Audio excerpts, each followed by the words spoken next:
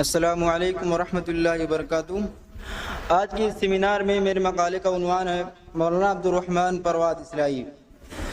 ملت اسلامیہ پر اللہ تعالیٰ کا خصوصی فضل و احسان رہا ہے کہ ہر دور میں وہ ایسے رجال اور افراد پیدا کرتا رہا ہے جو اسلام کی تجوید و اشاعت، دین حق کی نصرت و حمایت اور افراد ملت کی رہبری کا فریضہ انجام دیتے رہے ہیں۔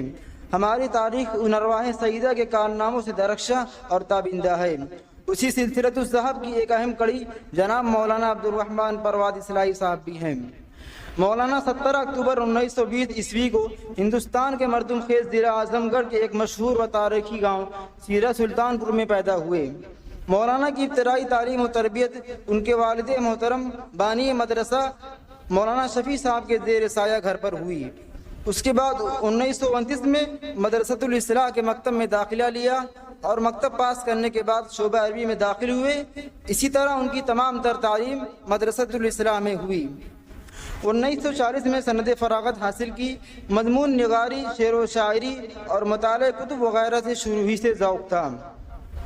ادارہ سے فارغ ہونے کے بعد تدریس و صحافت کے میدان میں قدم رکھا۔ سب سے پہلے انہوں نے اسی ضلع کے مختلف اسکولوں میں تدریس کا کام انجام دیا، جس میں سوراہت کا اسکول قابل ذکر ہے۔ 1946 میں ملک کے مشہور شاعر احسان دانش کے اصرار پر لاہور گئے اور ایک ہی سال کے اندر جب ہندوستان کا بٹوارا ہوا تو لاہور سے اعظم گڑھ چلے آئے اور کچھ ہی دن اعظم گڑھ میں رہے کہ دارالعلوم احمدیہ سلفیہ دربھنگہ سے تدریس کی پیشکش ہوئی اور آپ دربھنگہ چلے گئے اور اس ادارے میں طویل مدت گزارنے کے بعد ممبئی شہر کا رخ کیا، جہاں تقریباً 22 سال قیام کیا۔ درس و تدریس اور تصنیف و تالیف کے کاموں میں مصروف رہے۔ اس کے ساتھ ساتھ انجمن اسلام کے ماتحت مختلف ہائی اسکول میں عربی استاد کی ذمہ داری بھی نبھاتے رہے اور سب سے آخر میں احمد سیلر ہائی اسکول میں تدریسی خدمت انجام دی۔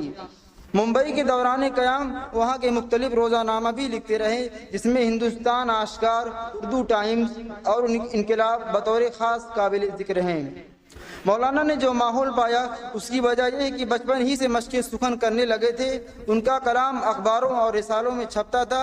نجی محفلوں میں اشعار بھی سناتے مگر مشاعروں سے گریز کرتے، لیکن کبھی کبھی مشاعروں میں بھی شرکت کرتے، وہ بھی صدارتی کلمات کی حد تک۔ مولانا بے شمار صلاحیتوں اور خوبیوں کے مالک اور عالم دین ہونے کے ساتھ ساتھ ایک لائق مصنف، کامیاب استاد، پختہ و باکمال شاعر و ادیب بھی تھے۔ عربی و فارسی شاعری پر ان کو دسترس حاصل تھی۔ مولانا کو صحافت، انشاء پردازی کا ذوق ورثے میں ملا تھا۔ مولانا خوبصورت اور خوب سیرت، اصول پسند، ذہین، گفتگو و لہجہ میں سادگی، پروقار، حاضر دماغ کے ساتھ ساتھ اپنے اندر درد مند دل بھی رکھتے تھے۔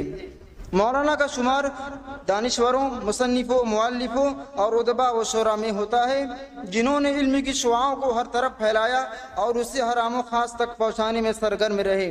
جن کی گراں قدر علمی خدمات ہونے کے باوجود یہ عوام کی نظروں سے پوشیدہ ہے، اس لیے عام و خاص ان کی شخصیت اور ان کے کارناموں سے ناواقف ہیں۔ مولانا کی بے شمار گراں قدر مضامین اور چند نادر کتابیں ہیں جو درج ذیل ہیں: مفتی صدر الدین آزودہ، مخدوم علی مہائمی، حیات و افکار، نظام حق کے معمار، علم ہدایت کے چراغ، قرآن کی دعوت، مزدور الاسلام، مومن حیات و شاعری۔ یہ کتابیں علمی حیثیت سے نہ صرف اہمیت کی حامل ہیں بلکہ راہ راست کے لیے ایک روشن چراغ ہیں۔ مولانا کا ایک جامع اور اثر انگیز مضمون جو ماہ نامہ نقش کوکن ممبئی سے شائع ہوا، جس میں انہوں نے انسان کی فطرت اور اس کی ارتقاء اور تجربات پر روشنی ڈالتے ہوئے تمام انسانیت کو اس مضمون کے ذریعے خدمت خلق کی دعوت دی ہے۔ اس جامع مضمون کی ابتدا ان الفاظ سے کرتے ہیں کہ انسان کی فطرت ہے کہ وہ حال ہی سے چمٹا رہتا ہے، ماضی سے بہت کم عبرت حاصل کرتا ہے۔ اسلاف کے واقعات تعمیر شخصیت کے سب سے مؤثر ذریعہ ہیں۔ ہم اپنے اسلاف کے عظیم الشان تاریخی واقعات کو پڑھتے ہیں تو ایک افسانہ سمجھ کر، ایک داستان پارینہ سمجھ کر اور ایک قصہ کوہنا سمجھ کر، ہم نہ اپنے اسلاف کے تاریخی واقعات سے کوئی سبق لکھتے ہیں اور نہ ان کے تجربات زندگی سے کوئی فائدہ اٹھاتے ہیں۔ ایک عجیب تلخ حقیقت ہے کہ ہم اپنے کردار میں وہ ابدی قدریں اور وہ انسانی اوصاف و خوبیاں پیدا نہیں کرتے جن کی بدولت ہمارے اسلاف کرۂ ارض پر موج رحمت کی طرح پھیل گئے تھے۔ مولانا کو شعر و شاعری سے بڑی دلچسپی تھی۔ مولانا کی شاعری عام ڈگر سے ہٹ کر سنجیدہ و پاکیزہ شاعری کی روش کو اختیار کیا۔ ان کی نظموں اور غزلوں میں اسلامی رنگ نمایاں ہوتا ہے۔ ان کی پوری زندگی اسلامی طرز پر گزری۔ وہ عربی و فارسی و اردو ادب سے گہری واقفیت رکھتے تھے۔ یہی وجہ ہے کہ وہ علامہ اقبال کو اپنا ایک رہبر اور قائد مانتے ہیں۔ ان کی شاعری اسلامی رنگ سے مملوء ہے اور علامہ اقبال کے پیروں نظر آتی ہے۔ مولانا نے اپنے گاؤں سیدھا سلطان پور کی نسبت سے اپنے بیشتر مضامین میں مستقیمی بھی لکھا کرتے تھے، لیکن آخر میں انہوں نے گاؤں پر علم کی فضیلت کو فوقیت دیتے ہوئے اصلاحی لکھنا شروع کیا اور آخر تک اپنے نام کے ساتھ اصلاحی لکھا۔ مولانا کی علمی بصیرت اور ادبی ذوق نے انہیں ہر عنوان اور ہر موضوع پر قلم اٹھانے پر اکسایا۔ انہوں نے تصوف، تحریک، سیاست، مذہب، ریاضت اور عقیدت ہی پر نہ صرف گراں قدر مضامین ترتیب دیے بلکہ انہوں نے ادبی و شعری روایات پر بھی بہت کچھ لکھا۔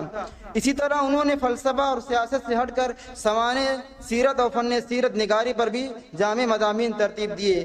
ان کا قلم تا حیات اصلاحی کاموں اور فلاح و بہبود کے لیے چلتا رہا۔